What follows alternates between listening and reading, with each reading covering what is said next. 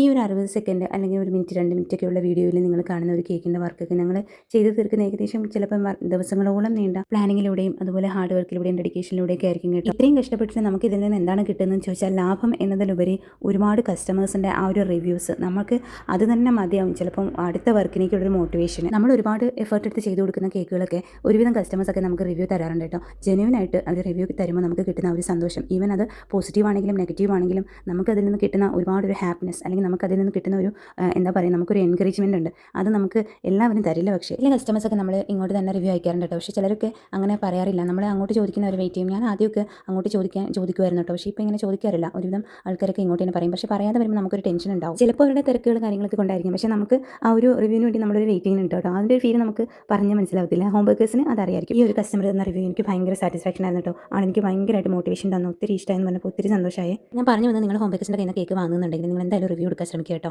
അത് അവർക്ക് വലിയ കാര്യമായിരിക്കും കേട്ടോ.